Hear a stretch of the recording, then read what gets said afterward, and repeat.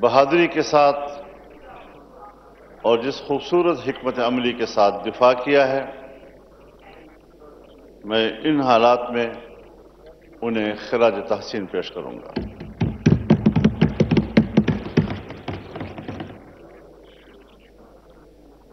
آج جمعے کا دن ہے۔ جمعیت علماء اسلام نے پورے ملک میں آج یوم دفاع وطن کے طور پر منانے کا فیصلہ کیا ہے اور تمام ائمہ و خطباء سے اپیل کی ہے کہ وہ بھارتی جارحیت کی بھرپور الفاظ میں مذمت کریں۔ جو بھی پاکستان کا موقف ہے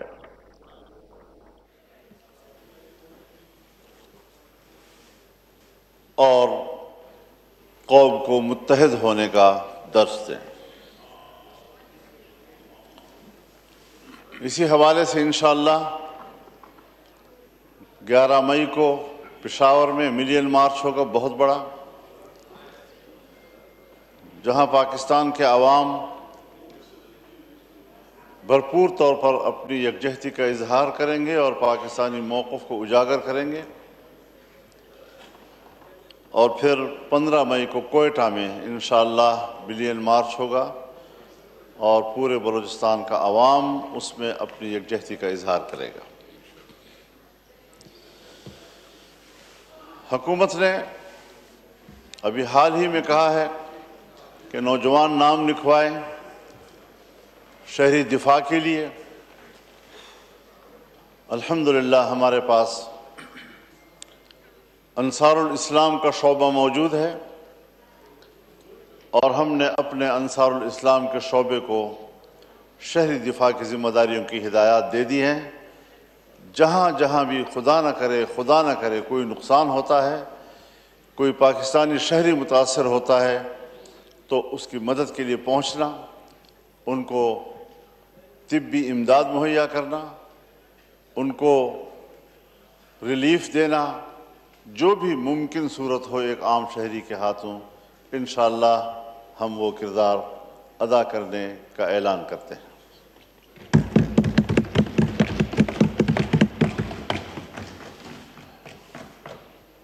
ہندوستان نے ہمارے مساجد کو نشانہ بنایا ہے، مدارس کو نشانہ بنایا ہے، اور میں پورے ایوان کو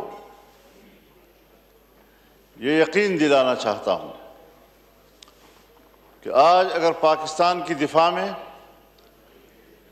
صف اول پر پہلے مورچے میں اگر کوئی لڑ رہا ہے یا لڑنے کا عزم رکھتا ہے تو وہ آپ کے دینی مدرسے کا نوجوان ہے، جو بین الاقوامی دباؤ میں بھی رہتا ہے، حکومت پاکستان کے دباؤ میں بھی رہتا ہے۔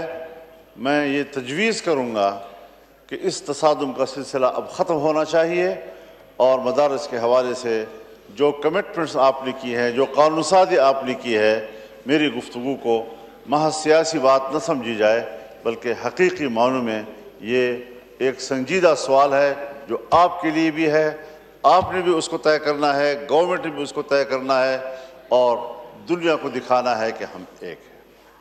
اگر میں ملکی مفاد میں اور ملکی دفاع میں آپ کے ساتھ ایک صف میں کھڑا ہوں تو پھر آپ کو بھی میرے ساتھ ایک صف میں کھڑا ہونا ہوگا۔ تعاون وہ دو طرفہ معاونت کا نام ہے، یک طرفہ معاونت کا نام نہیں ہے۔ ہم اپنے تعاون اور شانہ بشانہ لڑنے کا اعلان کر چکے ہیں۔ پتہ نہیں آپ دینی مدارس کو کب اپنے پاکستانی سمجھیں گے اور کب پاکستانی کے طور پر آپ ان کے ساتھ روش اختیار کریں گے۔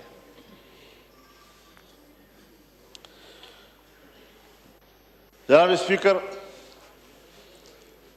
میری گفتگو کو تنقید نہ سمجھا جائے، میری گفتگو کو تجویز سمجھا جائے۔ میں بڑی نیک نیتی کے ساتھ پورے ایوان کی خدمت میں یہ عرض کرنا چاہتا ہوں کہ ایک ہی قومی بیانیہ ہونا چاہیے ان حالات میں۔ بھانت بھانت کی بولیاں، پھر آج سوشل میڈیا ہے، ہر شخص آزاد ہے جو چاہے کہے، اس کی میں حوصلہ شکنی کروں گا، اور یہ ضرور کہوں گا کہ یہ جنگ ہے۔ جنگ میں پھول نہیں بکھیرے جاتے، جنگ میں آگ برستی ہے۔ اور یہ میں نہیں کہہ سکتا کہ ہماری اس جنگ کی سطح کیا ہے۔ کیا صرف ہم ایک دوسرے کو دھونس دھمکیوں تک محدود رکھنا چاہتے ہیں؟ ہم چھوٹی موٹی کارروائی کر کے اور بس یہاں تک رکھنا چاہتے ہیں؟ اس سے آگے بڑھنا چاہتے ہیں؟ کیا ہم کشمیر کی سرزمین آزاد کرا سکیں گے؟ اس میں ہم کچھ پیش رفت اس میں کر سکیں گے؟ یہ ساری حکمت عملی حکومت کے ایوانوں میں جہاں بنتی ہے یہ وہی بتا سکیں گے۔ اور میں حکومت سے یا اسٹیبلشمنٹ سے یہ مطالبہ بھی نہیں کر رہا کہ آپ کی جنگی حکمت عملی کیا ہے، کیونکہ جنگ لڑنے والا خود اپنی جنگ کی حکمت عملی اس وقت کے لیے خود بنایا کرتا ہے، اور اس میں اگر اس کو افشا کیا جائے، اس کو پبلک کیا جائے تو اس کے نقصانات بھی ہوا کرتے ہیں۔ لیکن سیاسی لیول پر ہم کہاں کھڑے ہیں، ہمیں اس پر ضرور غور کرنا چاہیے۔ ہماری اس وقت تک کوئی سفارتی مشن باہر نہیں ہے، ہم صرف ٹیلی فونوں پہ باتیں کر رہے ہیں۔ ان حالات میں ہمارے سفارتی مشن باہر ہونے چاہیے تھی، ملکوں کا دورہ ان کو کرنا چاہیے تھا، ہمیں چائنا کو بڑی مضبوطی کے ساتھ انگیج کرنا چاہیے تھا، ہمیں سعودی عرب کو انگیج کرنا چاہیے تھا، ہمیں ایران کو انگیج کرنا چاہیے تھا، ہمیں متحدہ امارات کو انگیج کرنا چاہیے تھا، ہمیں افغانستان کو بھی انگیج کرنا چاہیے تھا۔ ہم نے اپنے پڑوسی ممالک میں بھی آج تک وہ سفارتی سرگرمیاں نہیں دکھائی ہیں کہ جو ان دنوں کا حق ہے۔ تو اس حوالے سے کیا ہمیں بتایا جا سکے گا کہ پاکستان کی اس وقت تک سفارتی جو کوشش ہے وہ کیا ہے، کس حد تک ہیں، اور پاکستان کی قوم کو وہ اس حوالے سے کس حد تک مطمئن کر سکتے ہیں؟ کم از کم میں بحیثیت رکن پارلیمان کے اس وقت تک میں سفارتی سرگرمیوں کے بارے میں مطمئن نہیں ہوں۔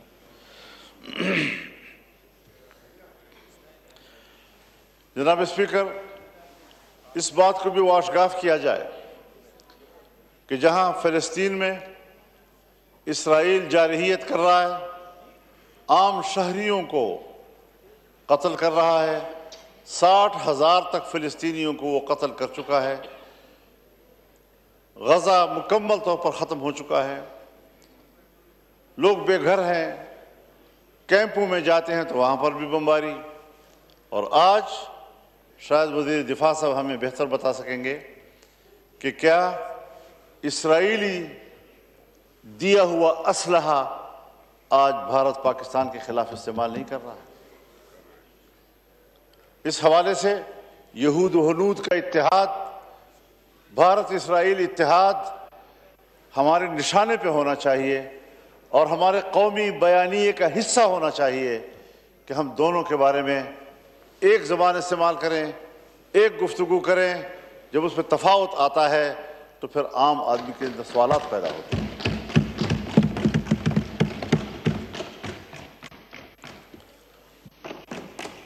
یہ وقت ہے کہ ہم اپنے دفاعی اداروں کو مضبوط کریں، ان کے پشت پر کھڑے ہوں۔ ہر چند کے ہمارے ملک میں ہمارے آپس میں اختلافات ہیں، ادھر حکومت بیٹھی ہے تو ادھر حزب اختلاف ہے۔ مانا یہ کہ حکومت کی سوچ اور ہوتی ہے، حزب اختلاف کی سوچ اور ہوتی ہے، لیکن آج ہم ملک کے لیے ایک ہیں، ملک کی وحدت کے لیے ہم ایک صف ہیں۔ ہمیں اسٹیبلشمنٹ سے گلے ہیں، شکوے ہیں، وہ اپنی جگہ پر رہیں گے، لیکن جب وطن عزیز کا سوال آئے گا تو وطن عزیز کے معاملے پر وہ ہمیں اپنے سے آگے پائیں گے، پیچھے نہیں دیکھیں گے۔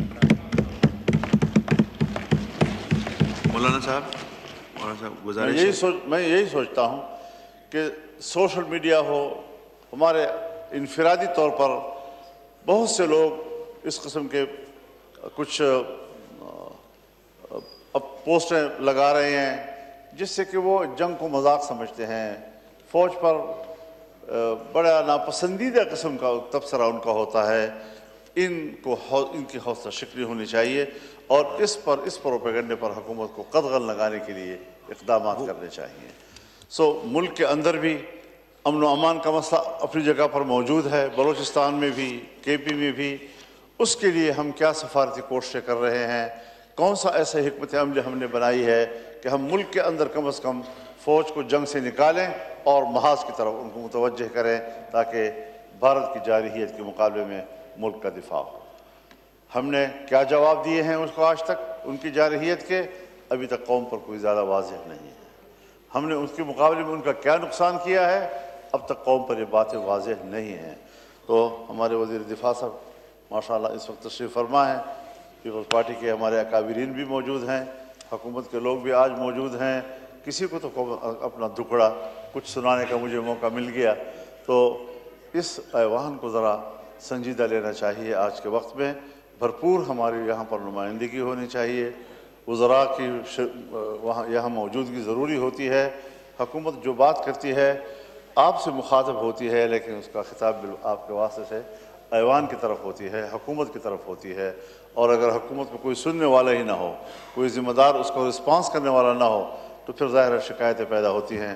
ہمیں اس وقت ان تمام کمزوریوں سے بچنا چاہیے اور ایک طاقتور پاکستانی پارلیمنٹ کا کردار ہمیں ادا کرنا چاہیے۔